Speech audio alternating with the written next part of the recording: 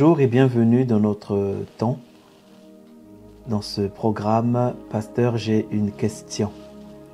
Nous sommes encore ravis et heureux de vous retrouver pour ce partage, pour cet échange, pour la réponse, apporter des réponses ou des éclaircissements aux questions que vous vous posez ou que nous nous posons tous, afin d'appuyer les enseignements et de mieux faire comprendre la parole de Dieu.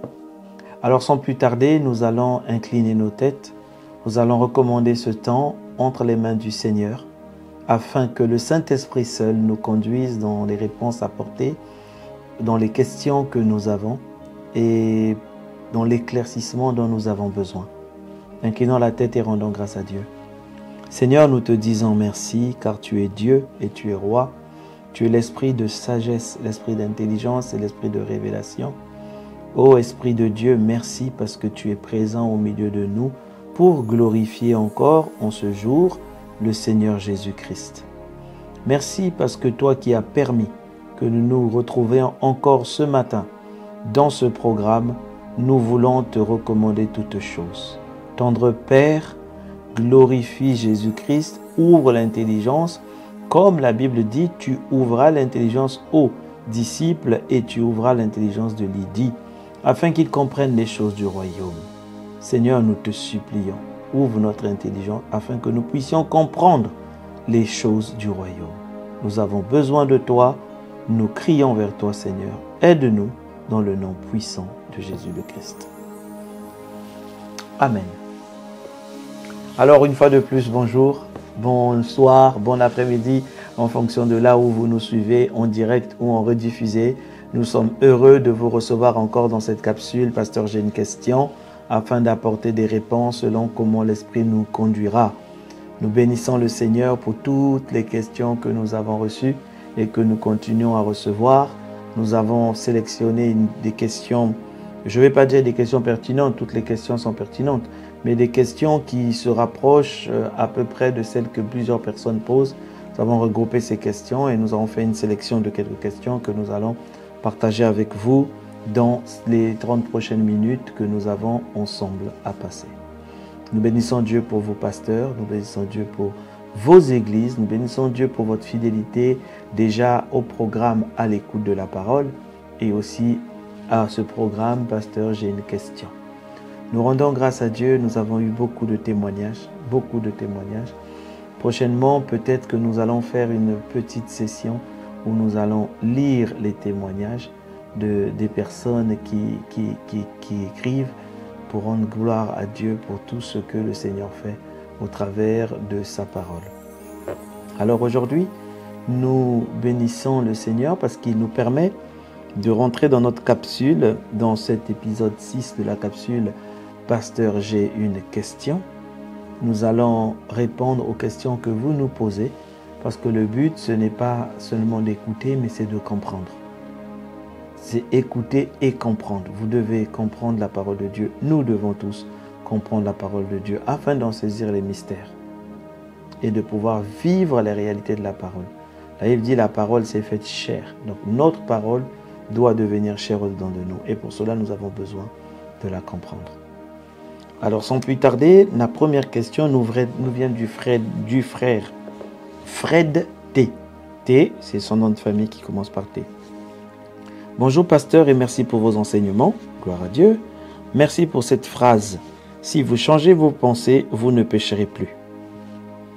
Pour apprécier la pertinence de cet enseignement, pouvez-vous s'il vous plaît répondre à ces deux questions.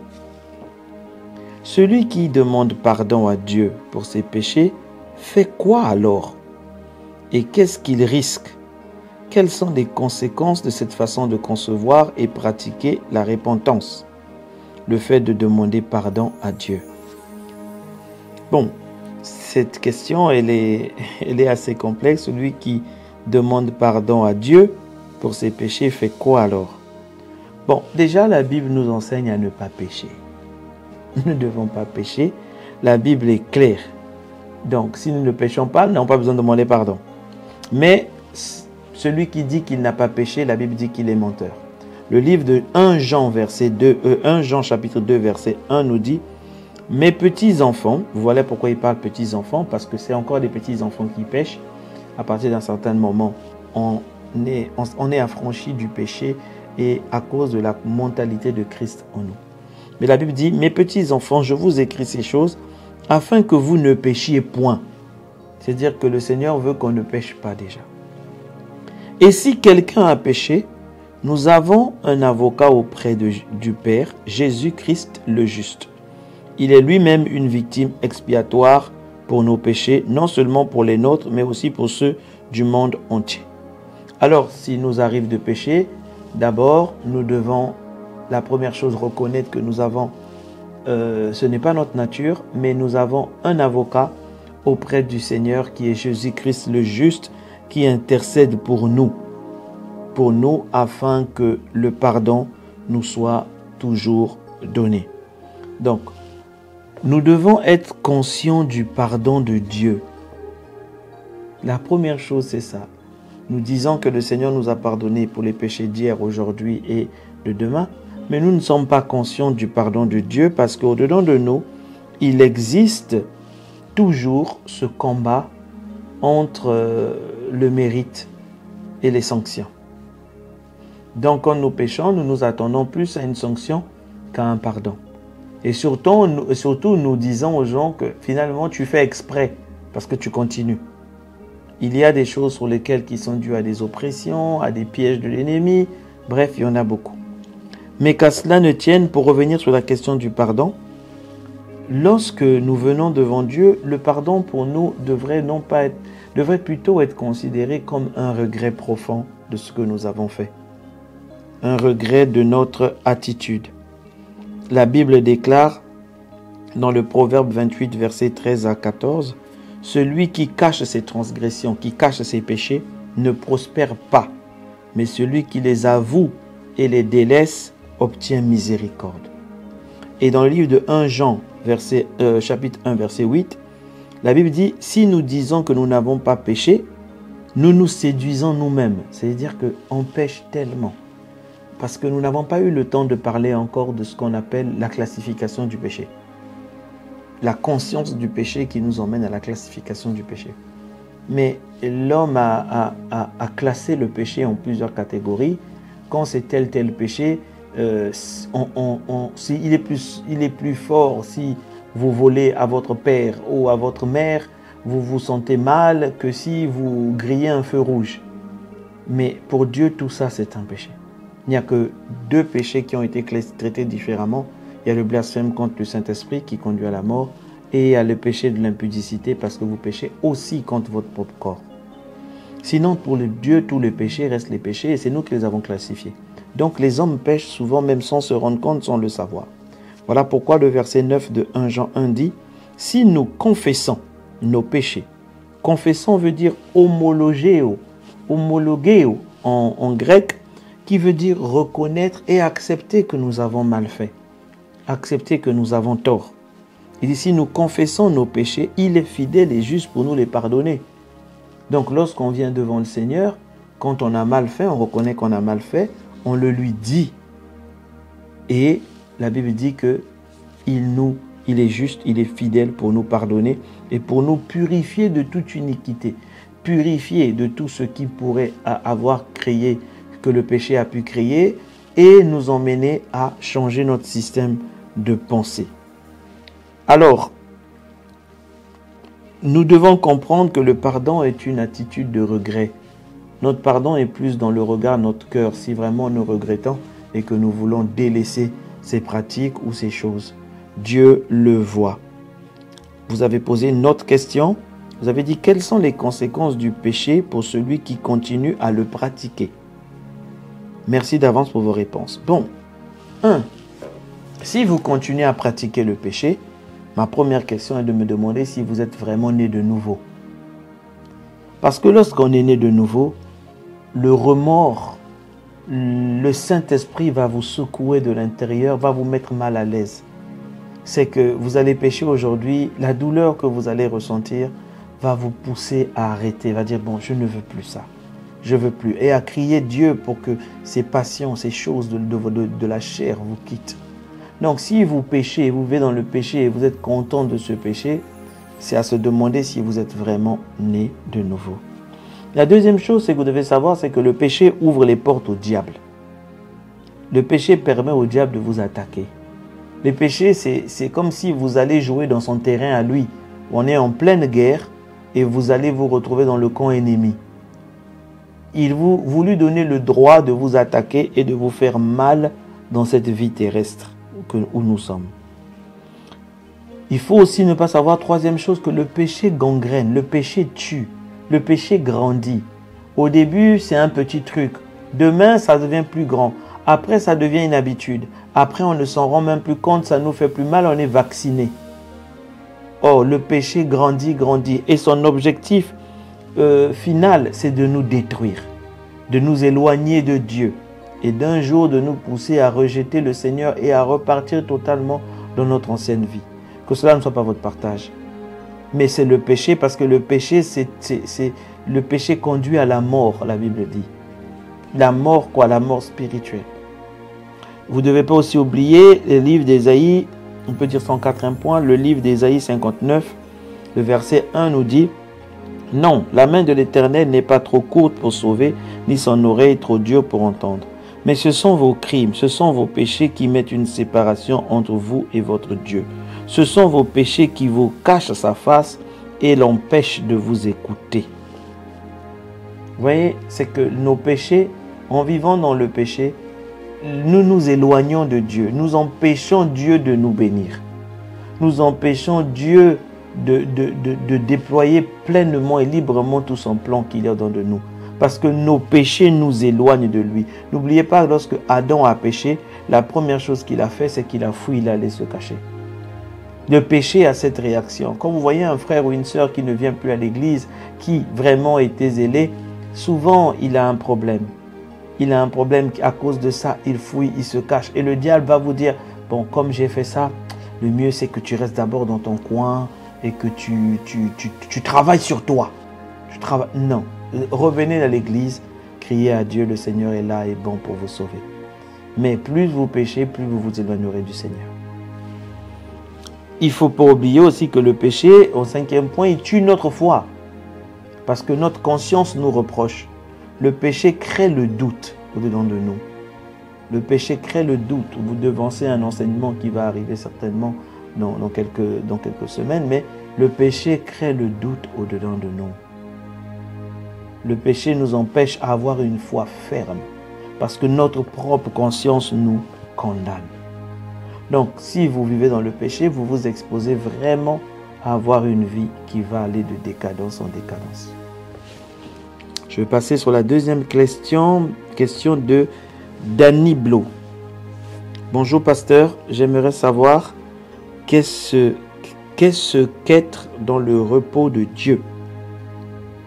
Alors, mon frère, être dans le repos de Dieu, c'est vrai que nous avons beaucoup parlé, nous avons beaucoup de questions. Le repos de Dieu, c'est d'abord reconnaître ce que Jésus a fait. Le repos de Dieu, c'est ne pas nous appuyer sur nos capacités, sur nos forces. C'est s'appuyer sur ce que Jésus a fait. C'est ça, être assis en Christ. La Bible dit, il nous a fait asseoir en Christ. Nous sommes assis avec Christ en Dieu. Ça veut dire que nous sommes dans une position de repos. Quand je suis assis, je suis dans une position de repos. Et cette position ne me permet pas de travailler ou quoi que ce soit. Mais je suis appuyé sur quelque chose. Ce sont des enseignements qui sont souvent été mal compris, qui peuvent nous emmener dans le mérite. Il y a des enseignements qui sont donnés, mais souvent nous ne comprenons pas, parce que pour ne pas dire que l'enseignement a un problème, je dirais plutôt nous, ceux qui écoutons l'enseignement, nous ne comprenons pas totalement, et l'enseignement mal compris peut nous emmener à mériter les choses, à se battre, à voir les choses par notre propre force. Et là, on sort du repos de Dieu, on repart dans le mérite, dans la sueur du front. C'est à la sueur de ton front que tu mangeras. On revient dans ce qui est à nous. Le repos de Dieu, c'est une vie que Dieu nous donne. Le repos de Dieu, Adam l'a vécu dans le jardin. Dieu avait tout préparé pour lui. C'est pas dire qu'Adam ne travaillait pas. Non, il avait un travail, il cultivait, il gardait le jardin. Mais il avait tout. Tout était déjà là pour lui. Un beau paysage, des fruits, des arbres qui avaient déjà été plantés, tout. Il avait déjà tout. Et il s'appuyait sur ce que Dieu avait déjà fait pour diriger le jardin et pour conduire le jardin. La vie en Christ est un peu pareil et encore mieux. La vie en Christ, Christ a déjà tout accompli pour nous. Et nous devons nous appuyer sur ce que Christ a déjà fait. Vous savez, il y a certains endroits ou certaines églises qui ont eu de très bons enseignements où on a par exemple enseigné sur l'échange divin. Des serviteurs comme Derek Prince a enseigné sur l'échange divin. L'échange divin, c'est ce que Jésus a réellement fait pour nous à la croix. Nous le répétons, nous le disons, mais est-ce que nous sommes assis sur ces vérités? Assis, ça veut dire que je me lève le matin, je sais que par ces meurtrissures, je suis guéri. Je suis guéri. Par ces meurtrissures, je suis guéri. On n'a pas besoin de me faire un scanner ou quoi. Par les meurtrissures, je suis guéri. Je n'ai pas besoin d'aller prendre un médicament ou quoi. Par ces meurtrissures, je suis guéri. Mais c'est ça, être assis dans cette conscience. Et c'est ça le repos de Christ. On vient vous donner une nouvelle qui est censée vous perturber, vous mettre dans un état de déroute ou de doute. Mais la Bible dit, le châtiment qui nous donne la paix est tombé sur lui. Ésaïe 53, le châtiment qui nous donne la paix. Ça veut dire que vous et moi, nous devons être en paix tous les jours. Nous devons refuser toute information, toute nouvelle qui veut perturber notre paix. Parce que nous sommes assis dans ces vérités. Mais lorsque je ne suis plus perturbé, que je suis en paix, parce que je sais que plus rien ne peut venir me perturber, mais je vis une vie de repos, de calme, de manque de stress. Alors une vie de repos en Christ, c'est vraiment cette vie qui s'appuie sur ce que Jésus a déjà fait et qui le réclame et qui le possède et qui le manifeste tous les jours. C'est une vraie vie de repos. Là où les autres seront malades, vous ne serez jamais malade. Là où les autres seront pauvres, vous serez enrichis parce que cela va se manifester dans votre vie. Là où les gens vont manquer de paix, vous allez avoir la paix. Là où les gens auront honte, vous serez joyeux et honorés. C'est tout ça l'échange divin. Amen. Là où les gens vivront le rejet, vous allez sourire, vous allez dire, moi, Jésus m'a déjà accepté, le Père m'a déjà accepté. Que me veulent les hommes? Quand on vous fera la guerre, vous direz, Jésus a déjà tout payé pour moi. Je suis dans le repos de Dieu. Je suis dans la paix. Je ne me tourmente pas. C'est ça une vie de repos dans le Seigneur. Passons à la troisième question. La question nous vient de Pierre. Pierre M. En quoi la loi nous emmène-t-elle à comprendre le cœur de Dieu? Voyez, la Bible dit dans le livre de Romains 7 au verset 11, « Car le péché, saisissant l'occasion, me séduisit par le commandement et par lui me fit mourir. La loi est donc sainte et le commandement est saint, juste et bon. » Vous voyez, la Bible dit encore dans le livre de Romains 7 au verset 16, « Or, si je fais ce que je ne veux pas, je reconnais par là que la loi est bonne. » Et dans 1 Timothée 1 verset 8, la Bible dit, « Nous n'ignorons pas que la loi est bonne, pourvu qu'on en fasse un usage légitime. » La loi est bonne, elle est pure. Mais la loi a été donnée comme des prescriptions qui nous révèlent par exemple la sainteté et la pureté de Dieu.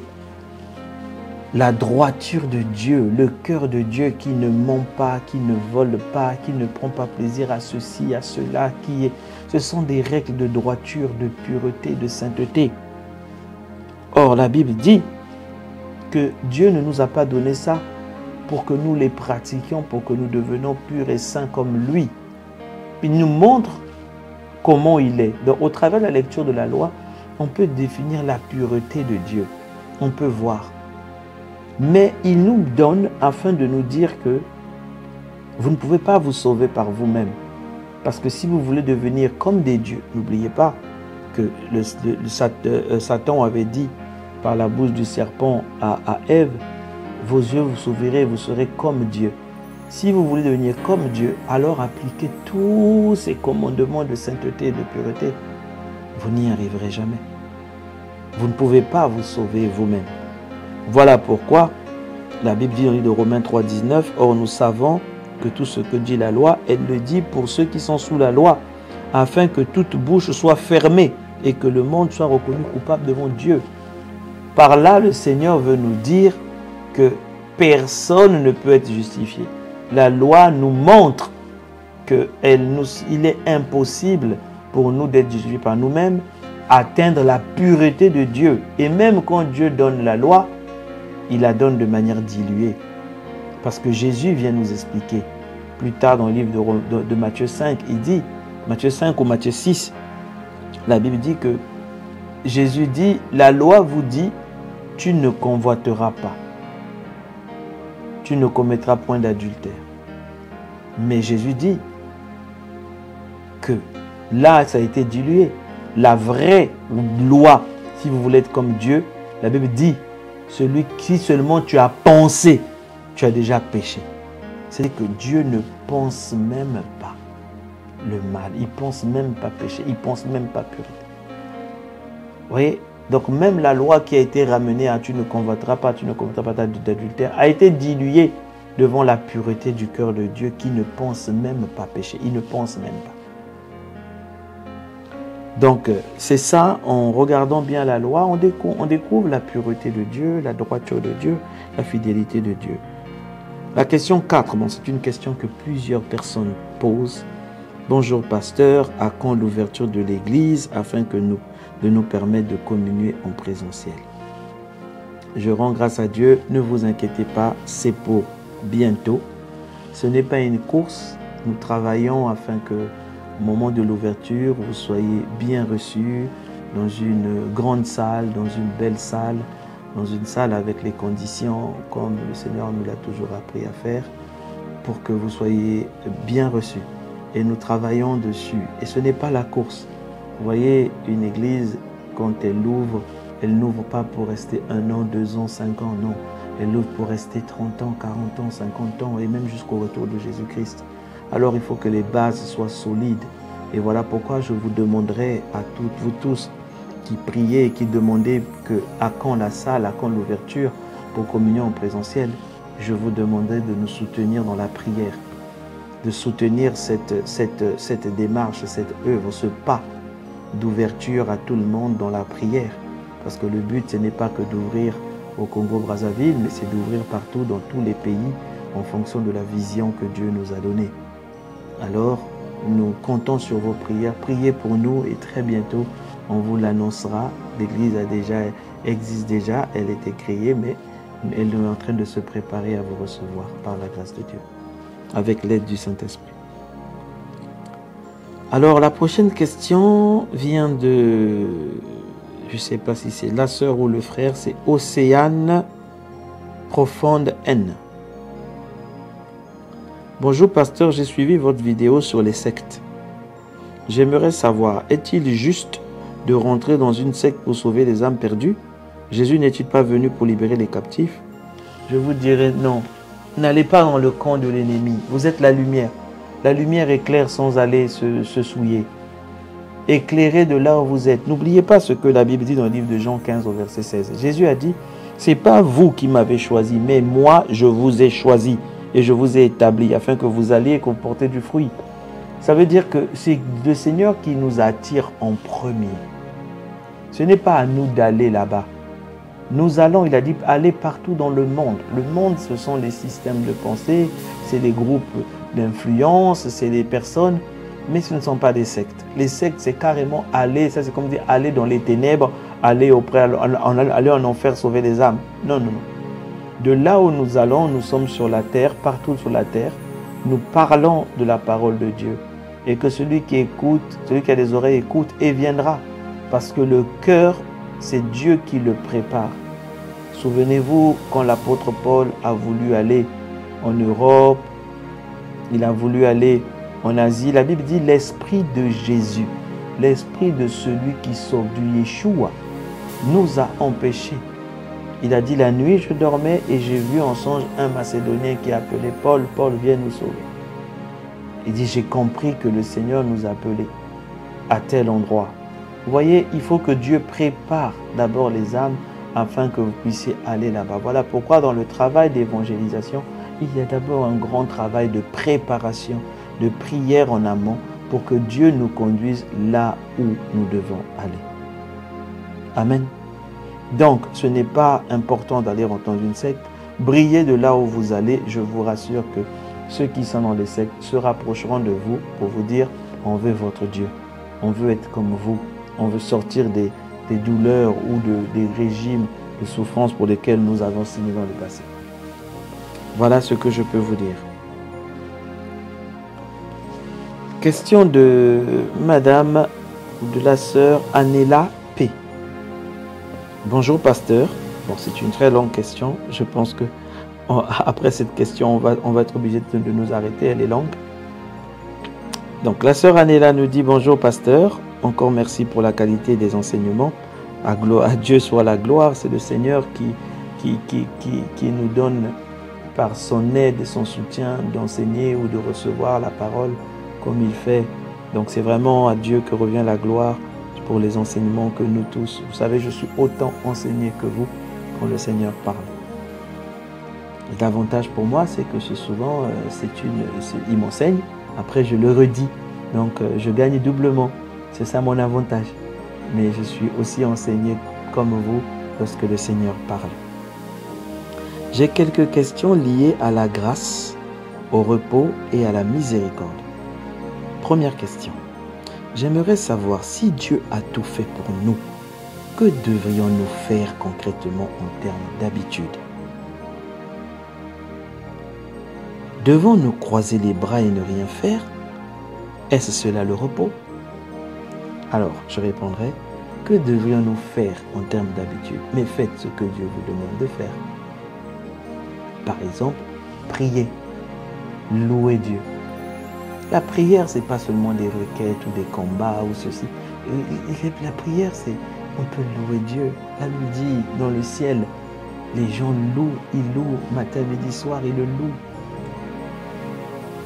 Amen. Priez, louez-le. Qu'est-ce que vous devez encore faire? Puisque le Seigneur a tout fait déjà. Croyez.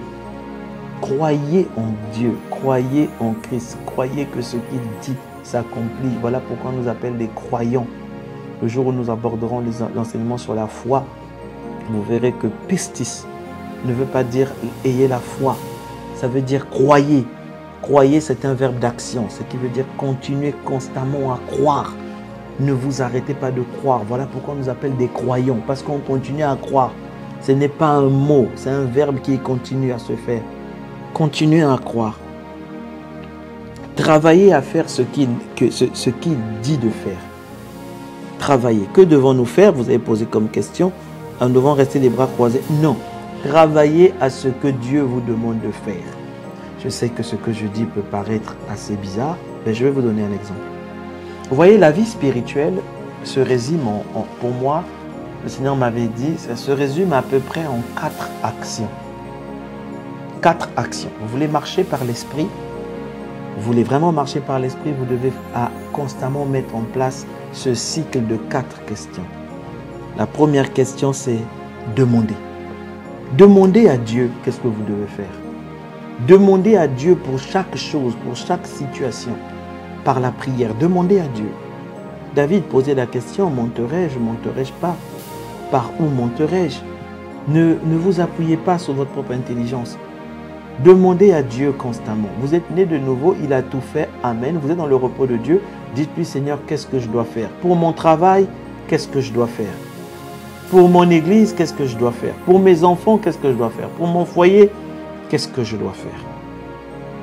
La deuxième étape, après avoir demandé, c'est attendre la réponse. Oh, voilà là où nous échouons beaucoup.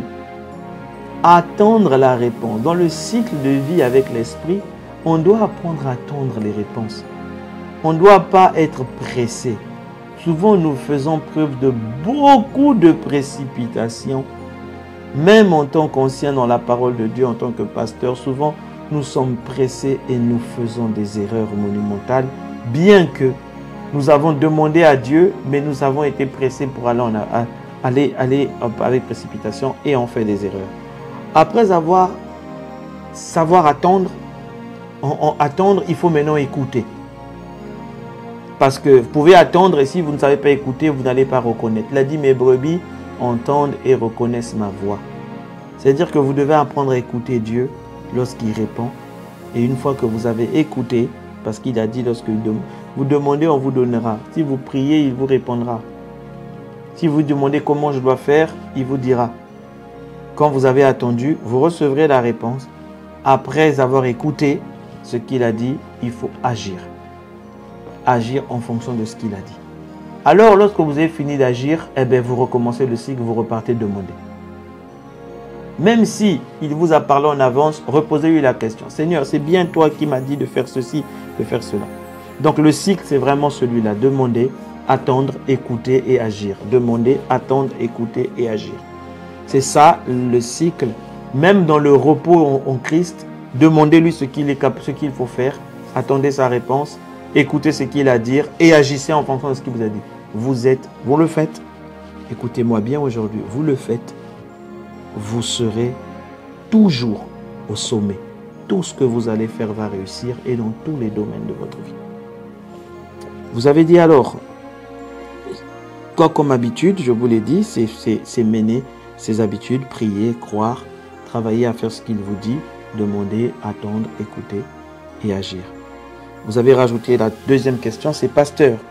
Si nous avons le repos et la grâce de Dieu, à quoi servent nos prières? Et à quoi devrions-nous plutôt orienter nos prières? La prière est d'abord un dialogue avec Dieu. La prière est un exercice spirituel. Il nous permet de garder notre état spirituel. Quand la Bible dit, celui qui prie par l'esprit s'édifie lui-même. C'est-à-dire qu'il se force lui-même. La Bible, le mot s'édifier, c'est le mot en grec qui veut dire se recharger. Il se recharge lui-même comme une batterie. Donc la prière a aussi ce travail de nous recharger, de nous remotiver. La prière, donc je disais aussi, emmène l'intervention de Dieu dans certaines situations. Vous savez que sur la terre, tout n'est pas comme Dieu veut. Il y a tellement de choses, vous-même déjà votre vie. Ce n'est pas totalement comme Dieu veut, mais il y a des choses qui bloquent, qui font ceci, il y a de la résistance dans vos familles, autour de vous, dans votre quartier, dans votre église, dans votre pays, dans votre ville, auprès du gouvernement dans lequel votre pays est soumis.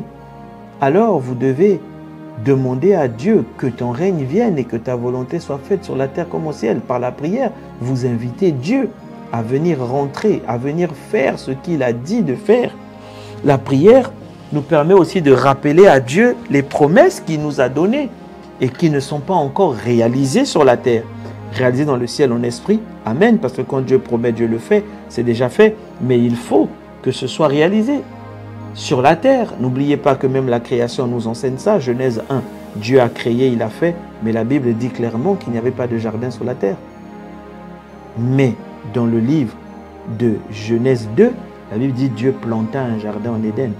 Il a pris tout ce qu'il avait créé, d'abord par l'esprit, et puis il a planté dans le physique. Ce qui veut dire que vous devez prier pour que ces choses spirituelles arrivent à manifestation dans le physique, pour que vos yeux physiques le voient. Donc c'est aussi à ça que sert la prière. La prière nous permet aussi de faire connaître nos besoins devant Dieu. La Bible dit, faites connaître vos besoins devant Dieu par des prières.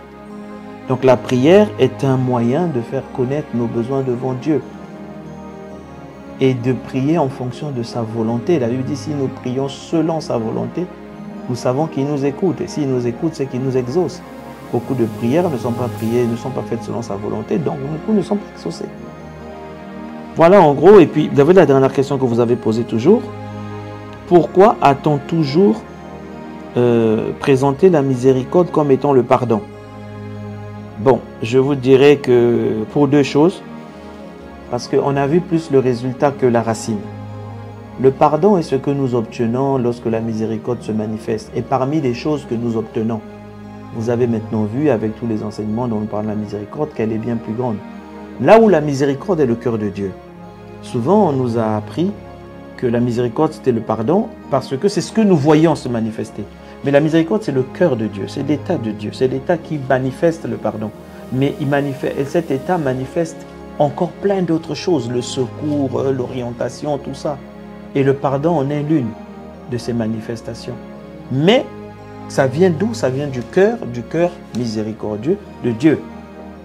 Mais on nous l'a souvent présenté comme le pardon parce que c'est souvent la chose que les gens, que nous avons, que nous voyons.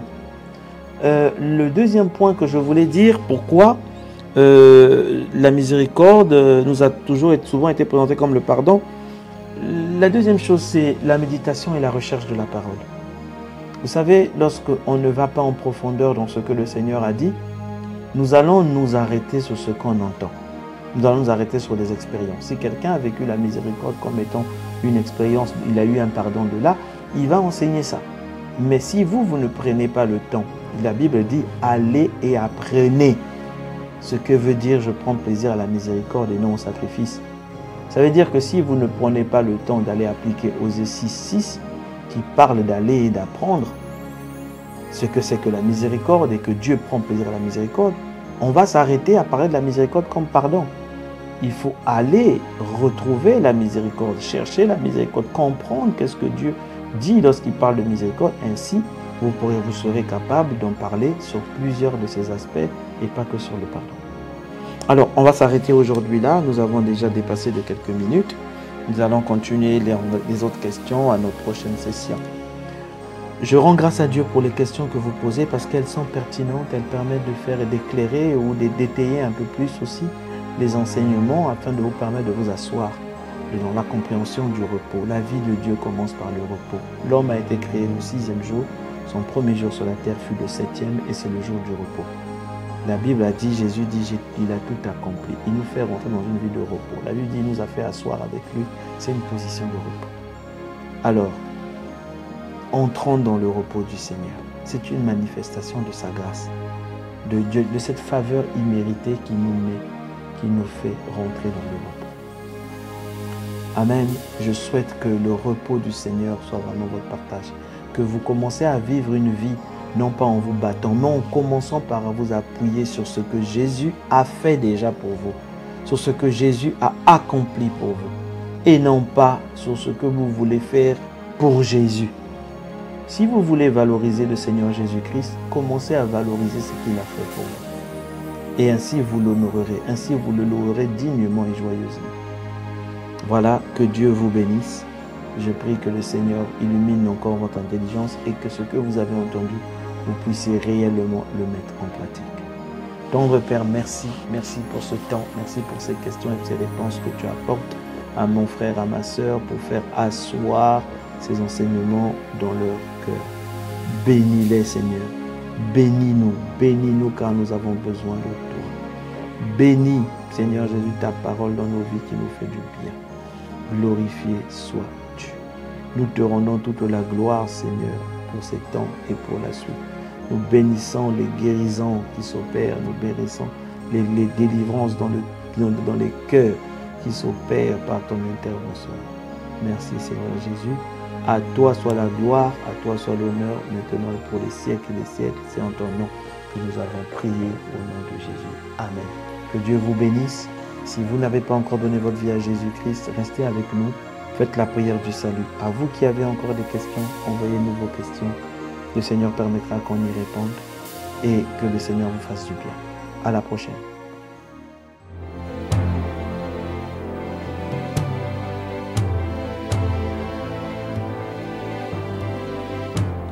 Ô Seigneur Dieu,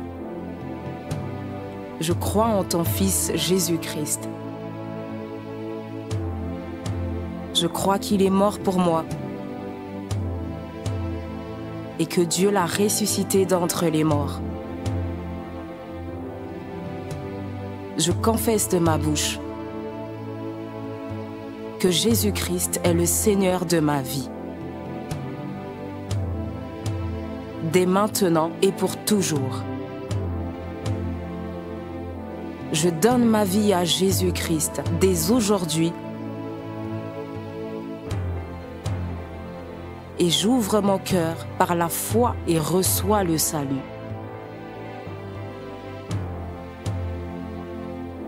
Je reçois maintenant la vie éternelle dans mon esprit. Merci Seigneur d'écouter ma prière. Mes péchés ont été lavés par le sang de Jésus.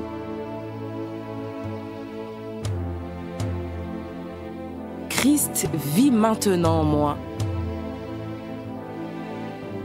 Et je suis libre. Je suis sauvé. Je suis né de nouveau. Et dès aujourd'hui, je marche en ayant conscience de ma nouvelle vie en Jésus-Christ. Amen.